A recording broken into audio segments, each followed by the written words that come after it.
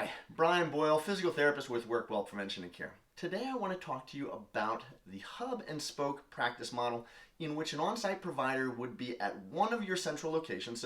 So let's say you have a larger location where you have a couple hundred employees or maybe a couple thousand employees, and then you have some smaller, more remote locations, which would be kind of this spoke location where we have the central hub and then we have these outshoots to these spoke locations of smaller, maybe regional or maybe even in the same state locations where they just wouldn't warrant having an on-site provider with dedicated hours at.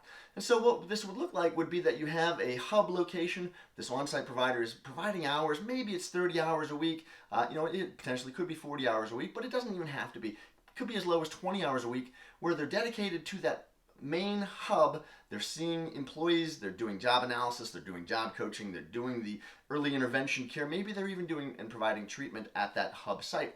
But you have these other locations where you still have a need. You have these employees that are doing physical activity, and that physical activity sometimes is going to cause issues. It's going to cause aches, pains. They may have an injury or two, and because of that, you'd want somebody to have your employees to have access to reliable, trusted care, but necessarily wouldn't necessarily need that to be a dedicated hourly each week time on site. And so what happens is this therapist or this your provider at this hub location would be able to provide virtual services through a HIPAA compliant platform to these employees where they could provide that early intervention care. They could do a screen, they could provide job coaching. It's very easy to pull up the job descriptions and whether the provider went to that site and did job descriptions, or we sent out one of our own clinical team members from WorkWell to provide those, the job analysis and job descriptions.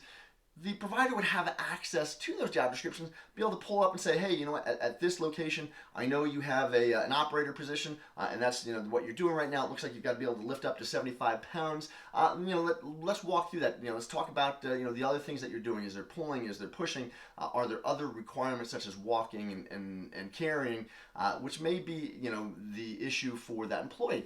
And because that provider then has that job description, they can talk educated to that employee. They can go through, they can provide them with early intervention care. Again, at it would be a little bit different than being on site because it is that virtual, but the reality of it is that they're still going to be better equipped to provide services that are customized to that individual and that site because of that job description and because of their knowledge of the culture of your company.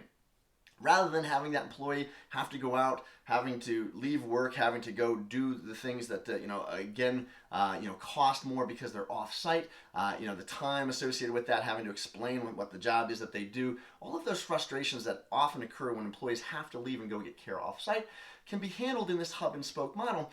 And this may be that option that you're really looking for, especially if you do have one centralized location and then those smaller locations that you're just having an issue with trying to standardize that care and or just with actually getting care at all to those employees. So if you've got questions, feel free to reach out. You can go to workwell.com and we'll be happy to answer any questions you may have. Until next time, we'll see you again.